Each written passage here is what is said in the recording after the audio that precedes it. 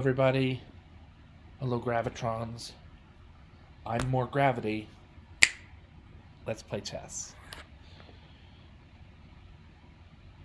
Alright, so today I have a game that I finished maybe 3 minutes, 5 minutes ago, and I'm really excited about how the game went, so I'm going to share it with you. Before I do that, I'm going to finish it against practice. Well, I'm nice and fresh and ready to play. Not that position. Alright, so start review here. We're going to go all the way to the end where my opponent ran out of time, rather. I won via timeout as pressured by board. And we're going to practice the finish of this game on computer. You notice that white is down too many pawns. The e5 pawn is protecting the d4 pawn. So even if white gets as far as e4 and then captures on e5, he will not be able to catch the d pawn. It'll be simply too fast. This is why this type of structure you see here and here is often preferable for pawns in the late middle game and end game. Definitely better than doubled pawns, and it didn't really matter all that much because I'm going to play pawn to a1 and queen. You'd think sometimes in a game, an opponent might show sort of like a spirit of hope. You know, even if it doesn't seem like it's going to happen, play king to b2, and I'll queen. The king captures on b1. That white king is still going to fall to the invasion from my king and these two pawns, but it just seems like a little more spirited, like just then to let the a2 pawn go to a1 and promote and pretty much be mincemeat as a result, unless the white king is really hunting stalemate by position. Stalemate by position. If there's a queen here and there's a king here, there's nothing obstructing the queen. You know, she covers all these squares. That kind of stalemate, right? So, for that reason, and not to be a jerk or anything, but I'm just going to play white's king to b2 here, and then whether I push all the way to promotion or not is more based on chess reasons. So he's going to be that far. I'm going to push e4, e3, d3, d2. He's back. It seems like he's defending, but he won't be able to hold up against the oncoming piece movements, I guess you could say. And we check for that a stalemate is not possible after pawn to e1 equals queen. He has the h2 square to go to. So queen f2. Now we're really worried about stalemating. I'm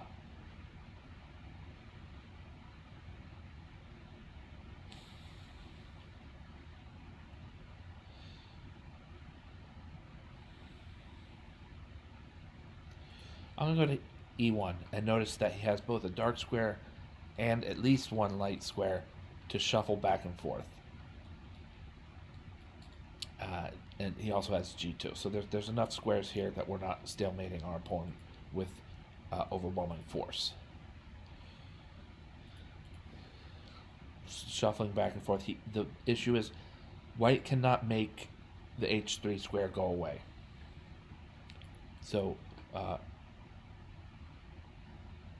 d1 equals queen, and then checkmate on the very next move. All right.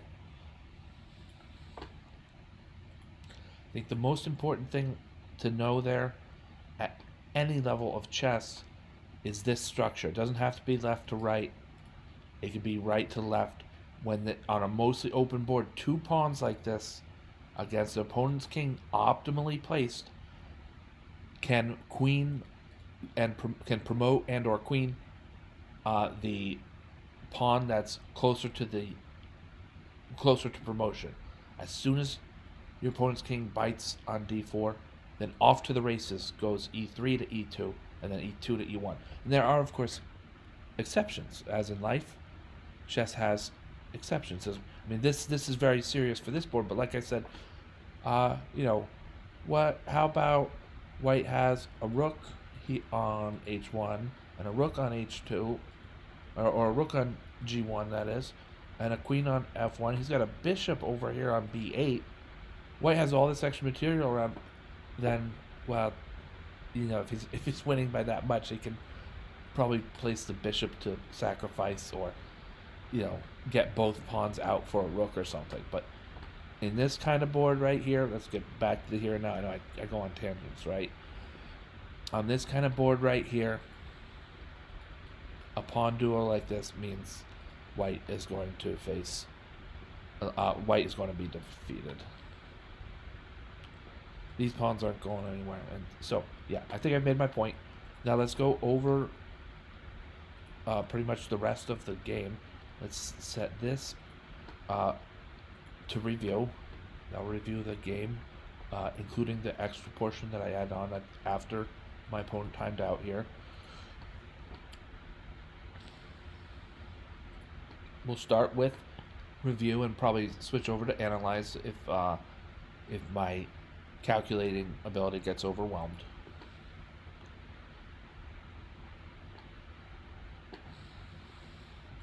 All right. I usually play e5 after e4, but I can do the Sicilian. I know a bit about it. E5, c5. Just real broadly speaking, a very dynamic way for black to challenge the center, for black to establish dynamic balance. Doesn't mean that black's winning. That would be imbalance, but dynamic balance. The dynamic part is key for black, because in a lot of sometimes you have like the Petrov defense, which is the Russian game. This also occurs in the Four Knights, which can occur after the Russian game. You have some of these symmetrical openings, and they tend to be a little bit dry. And it's not. If black needs a win, they're not dynamic enough for that. Possible for shooting for a win. I mean, they're still great. They're solid. Sometimes black wins. Hey, no problem with the Four Knights, man. But if black is playing for a win, then e4, and then black responds c5. That's an excellent way to play for a dynamic game where black is more likely to win than otherwise. White's also more likely to win. But there are many fewer draws. The draws get shrunk, right? So there are so many fewer draws in a very dynamic game like that results so often after e4, c5. So that's, if black is in a tournament, last round, second to last round, it really needs a win. The Sicilian defense is a fantastic weapon, and that's very broad. We're talking the Nadorf Sicilian. We're talking the Dragon Sicilian. We're talking the Alapin Sicilian, though black can't control that, and it's a little bit drawish compared to the Nadorf and the Dragon. A little bit drawish. I love the Alapin.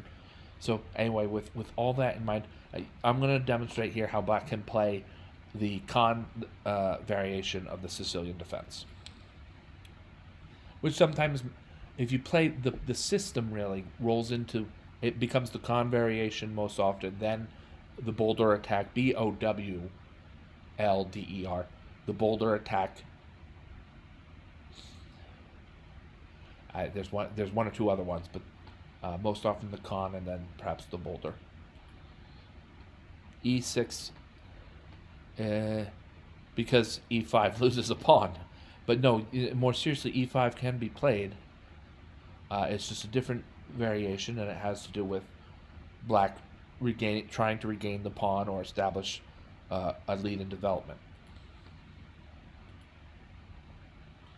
I move on with these pawn moves. They're a little bit slow, a little bit passive, but they work together in a way that allows black to attack from the flank, as we're going to see, I believe, in this game. Certainly with bishop to b7, whether that becomes, this bishop, whether that, I don't recall if that fared into the game itself, but bishop to b7, this bishop is monster, huge, gigantic even.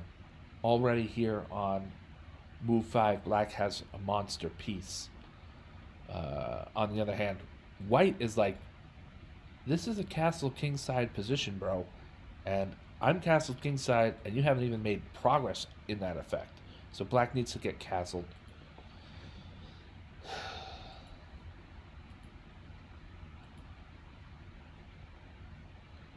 Pawn to c4. Um, we're gonna consult the computer. Pawn to c4. I think just because d takes c4, b takes c4, bishop takes c4, loses black a pawn, right? That might be the end of that. I'm not.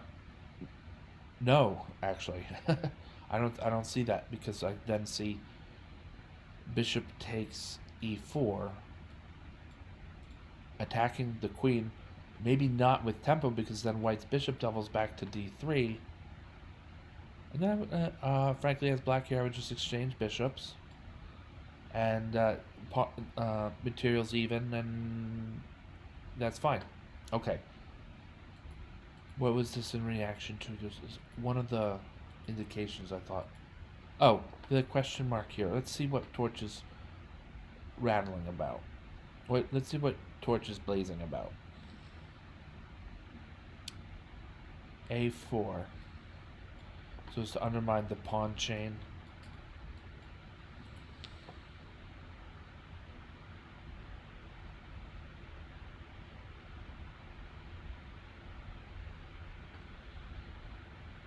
A4. C takes D. Bishop takes D. B4. Just a little bit. If you'd like to go into this line, here's the full line, and I'll even go with this line there. They're kind of involved, so let's move past this and consider that C4 has some weaknesses within it that are not easily exposed. I'd like to phrase it that way. Bishop to G5 gives black a bit of initiative to counter with C takes D3. Now one of black's aims will be to stop this pawn in its tracks so that this powerful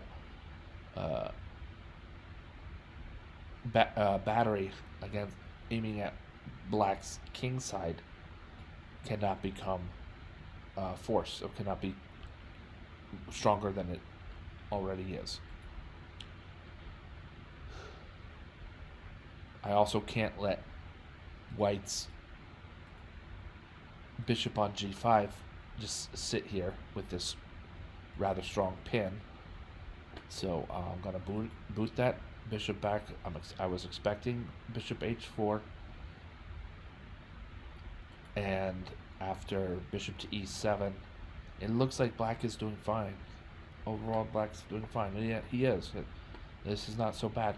You get the knight here, which momentarily blocks our awesome bishop, but there's sometimes possibilities to play d6 or d5 and develop the knight to his second most often preferred developing square, the d7 square. And this is all, of course, black needs to prioritize castling kingside.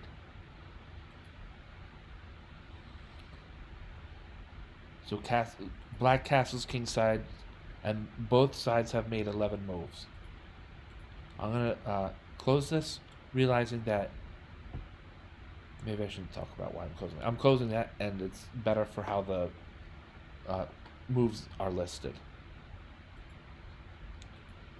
Alright, so what we had, castles kingside. Let's take a moment, think about this game in terms of the 6 fundamental forces of chess. They're the same 5 espoused by Grandmaster Yasser Seirawan in his start to finish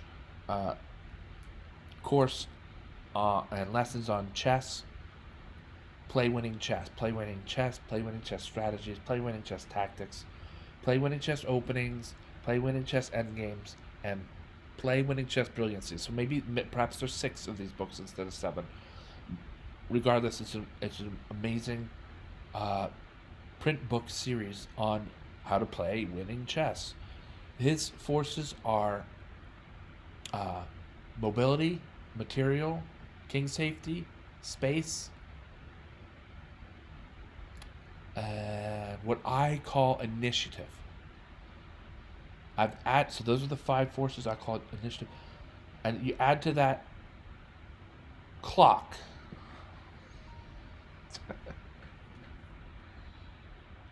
Right on time, Mom. Hey, hey, I'm live on a broadcast. Can I call you in about 20 minutes? Of course. All right, love you, Ma. Love you too. Bye. So, king safety, no, sorry, mobility, material, king safety, space,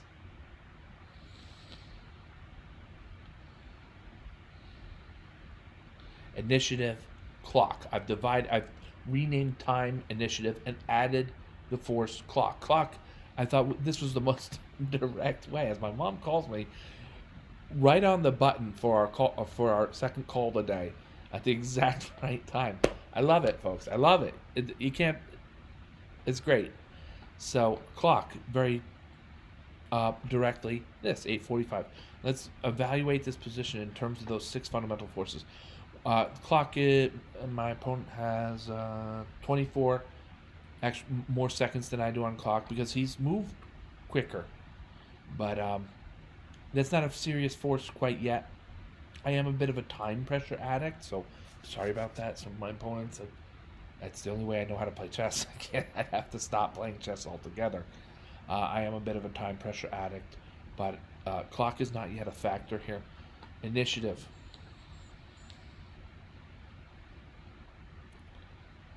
Most often, whoever's side it is to move has the initiative, but it's not a huge force.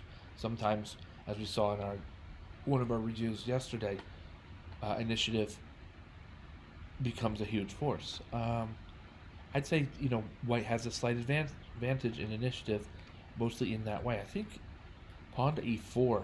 Actually, the move selection is affected by initiative here, so pawn to e4 looks pretty good from white's standpoint.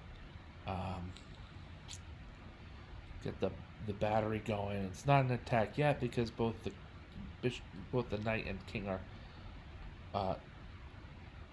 ready for moves on h7, but white can play for the initiative with this move because also the knight on f6 is being hit by the pawn, and black will have to calculate where to move that pawn. Does white's upcoming move bishop takes e7 followed by queen takes e7? Does that make a dent in some of the defenses, things like that? So I think in all then white has the initiative should he choose to pursue it. It's not necessarily there, so we'll give a moderate edge to white in terms of initiative.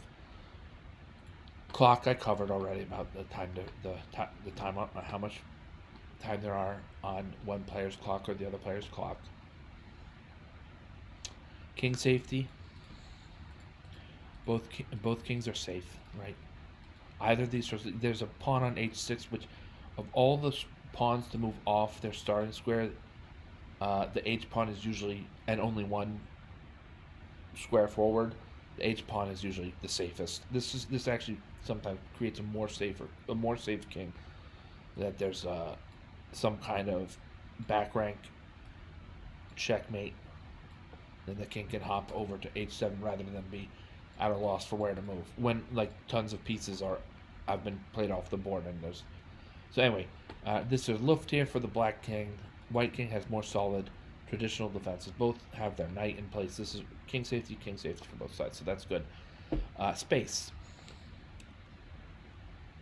Both sides have made some play for space here.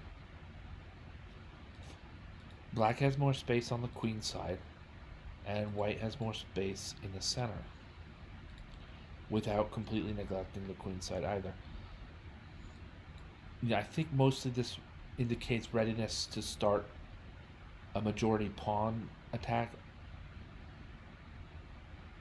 So in that way, the space that black has isn't very helpful. Black is not going to look as soon as black plays a5, there goes half of his queen side minority attack, and it didn't even get rolling. So I would say that in that way, the black space isn't helpful for a pawn storm. With the bishop at g7 is sheltered by these pawns, and in that way the space serves a second purpose. I'd say that's about equal. Space is about equal. So we did clock, initiative, king safety, space, materials even. That one's super easy. And then the last one is mobility. I'm gonna clear the arrows and so on to discuss mobility. Mobility is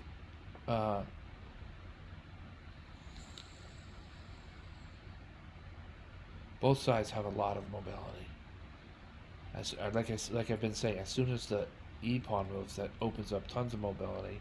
But even without that, look, this knight is moving places. The knight on d2 can follow in his stead and create that symbiotic, I got your back, you got mine kind of thing. Not like that, like this. Well, whatever it is, these knights are gonna cover each other. Maybe. The bishop on g4. Look, he has some mobility, but he's playing a key role, so that kind of counts too. And to be moved off his perch at h4, he can be moved off his perch at h4 with, for instance, g5, but that comes at a cost. Some air in and around black's king. So white's pieces are working well in terms of mobility. There's the opportunity to expand on the queen side. I kind of like the move a4 for white. Captures and then probably captures with the rook, but you also have the good fortune to calculate if maybe queen takes a4 makes sense. So that's on white side. Now on black side, this bishop's pretty darn good. Looking at that diagonal, black's queen, she's got squares she can go to, soon to be followed along the d file. She's doing double duty, helping to shore down the bishop on e7. White has an advantage overall here. I'm going to say, well, let's see this bishop. The bishop here is strong for black. I'd say overall white might have a teeny tiny advantage in mobility. And black has to activate the b8 knight, and when he does, that will block black's own bishop on b7, probably only for a moment. The knight's a super mobile piece, he'll get out of the way soon enough, but that blocks some of the bishop's power. I say overall it's 5 and 10 pick 'em, or white has a teeny tiny advantage in mobility. Overall, I think I agree with the progress bar here. White might be slightly better, but also emphasis slightly. There's a lot of pieces on the board. Let's see what happened from here. Like I said, the knight is activated, cutting off the bishop's scope. I moved my rook to c8 to make a certain threat, a veritable threat, a definite threat. The threat is, give spot white a move, like say king h1 or something silly like that. Then knight takes d4 and the pawn can't capture back, the queen will hang. So white must be aware to respond to that threat. My opponent, Muhammad, played knight to f3. That's a grand way to respond to that threat. Just make this exchange keep things the same anyway. And also activate the knight that's here on f3 to a better post overall. Both knights are being activated after knight c4. It's a good enough move. Rook c8 was a good try. Knight f3 didn't work from black's perspective, and now we'll try to, as they say, black tries to scatter the board with pawn to g5. and we're just taking back with the appropriate piece. I would say the rook, keep things active and dynamic. This is a complicated board. We got a pawn that's pinned against this queen. We got a bishop that's just bursting with hopefulness for being very powerful along the a8 to g1, or no, the a8 to h1 diagonal. There's a lot going on here. Even as early as move 15, there's a lot going on here.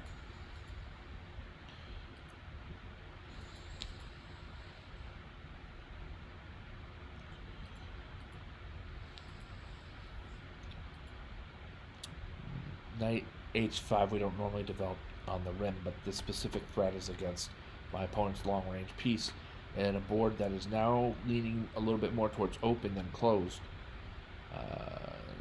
My opponent's bishop has only one safe square to which he may go, and I'm not exactly sure that it's safe after black plays pawn to f6.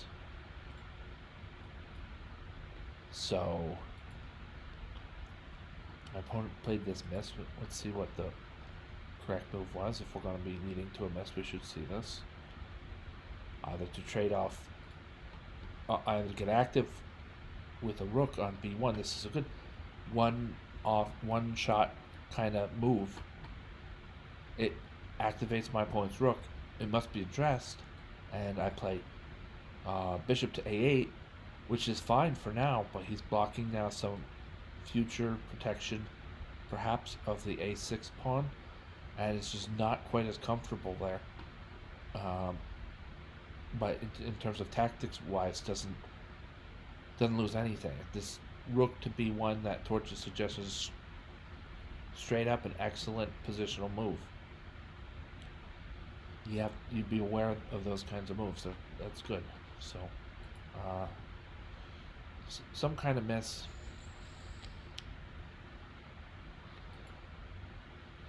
Give me a break here for a sec, guys.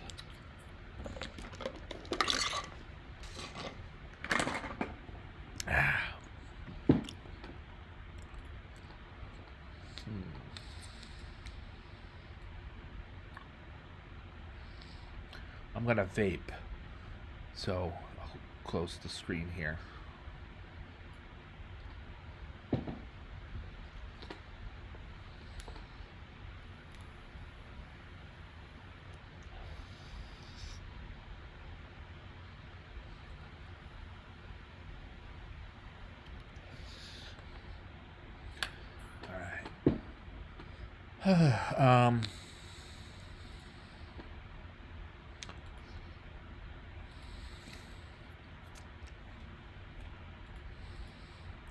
So I think this move was important for black to realize that this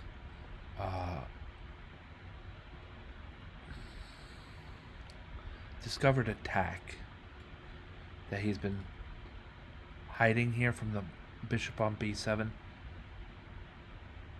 The jig is up. Okay, it's time to move on to something else, probably for both pieces. So I played rook to c5. That's the bishop back in the game, and the rook's super active for moves. Well, 19 for move 19. Even then, this rook is quite active. He's in there in the thick of things, in the fray. So this is better than being captured by a move like knight takes c6. And things start to swing black's way here. The capture on g3 is definitely the right move. In an open board like this, the knights are fantastic and all, but knight takes g3, and we eliminate white's dark squared bishop. And the progress bar agrees that black is doing well. Some say there's a saying in chess that when the king moves, it starts the slaughter or something like that. The king moves and the battle begins. When you see a king move that doesn't really It doesn't, he's not moving out of check or anything like that. Sometimes it's because the side that's about to attack is about to attack, and they're shoring this last kind of idea up. I thought that's what I was doing on King G7. We'll chase down whether I really did or not. I thought that black had good attacking chances here. Either that, or I think more likely, King to G7 just keeps the H6 pawn on the board, and that's good enough for black in this position.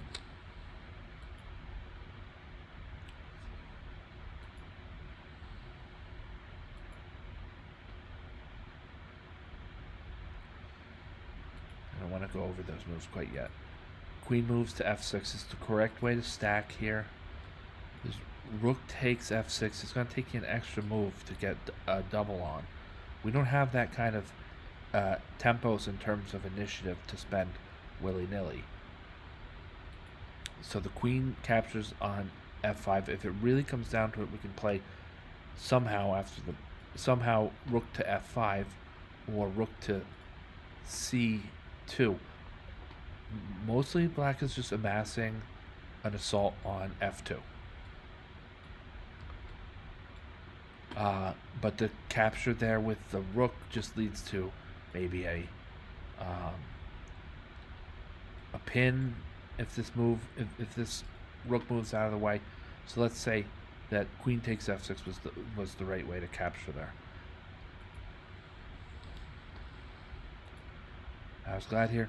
Look, trading queens and all, but it's the end game, and I want the extra pawn. So queen takes c3. Trade queens on c3, and with rook to c2.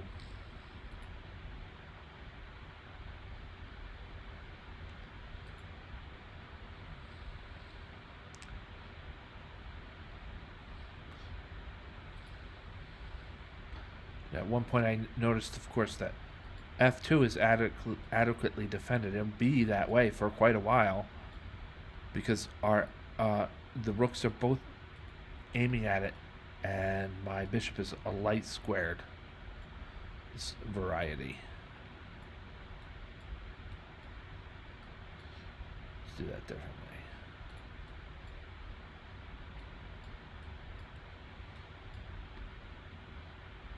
So he cannot add to the barrage and assault on f2.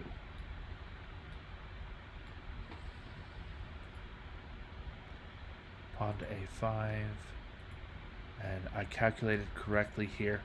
I was really glad to do this.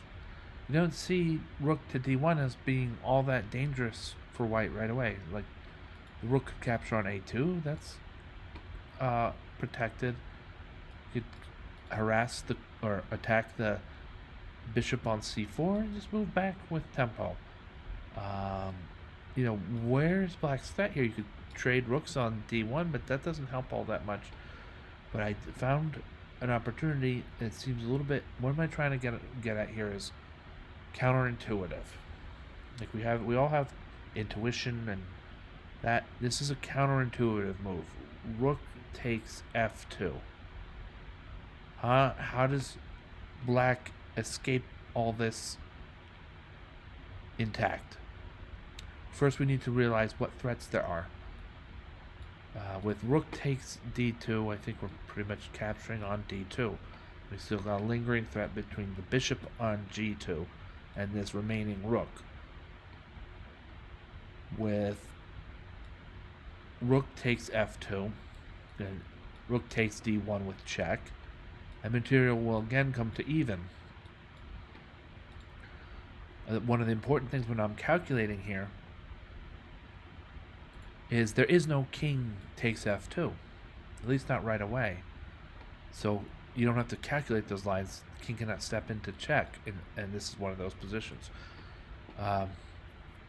And we also as black, we have to be aware of the advantages of our newfound dominance on the second rank.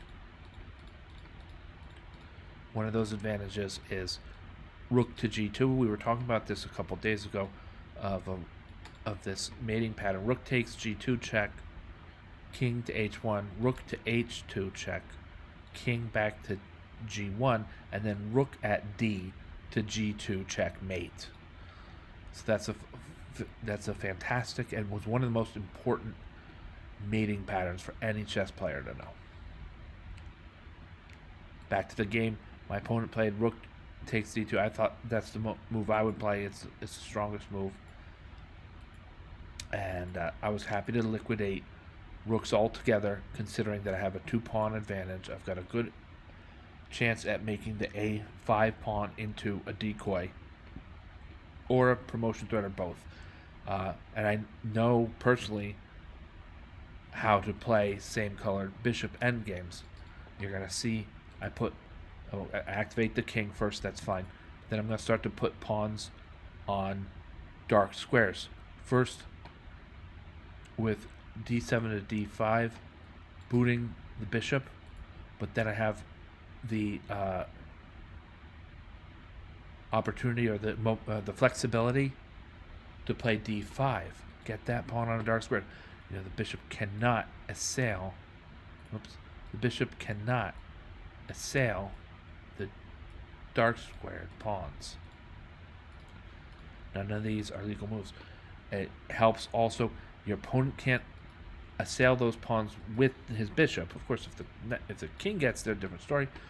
But not only that, but now my own bishop, he's not impeded by bumping his head against his own colored pawns. At least not much, because I only have one of them here on e6. So that's the idea. That's the main approach for a bishops of same color and pawns endgame. And then that's great, and I'm glad to trade bishops with 2 extra pawns on the board, and I don't have doubles. So this worked. The endgame was a smooth endgame.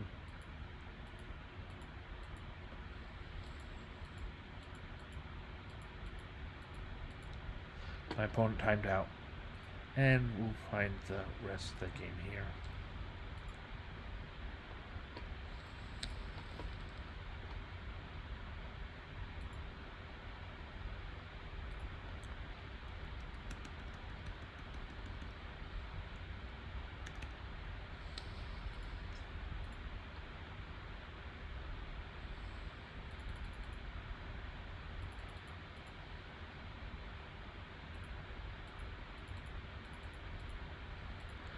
Just let this play out. I think this is not quite at the part where I was playing against computer.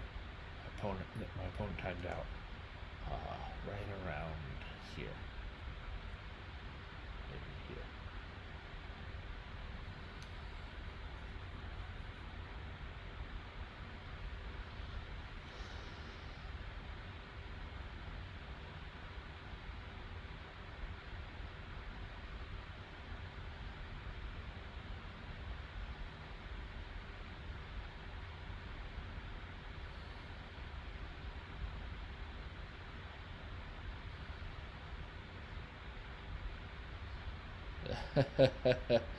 You saw my queen step back. I said I am not messing around with stalemate possibilities. So checkmate on move 61. And I want to say overall, my opponent and I, we both played a great game. He has nothing to hang his head about, and neither do I. 81, almost 82% accuracy, 90% accuracy. So fantastic. What a wonderful game to play and win. Thank you so much. Now, let me lower this a bit. I think that's it. So, thank you for watching. Thank you, Gravitrons. I'm more gravity. Have a great night.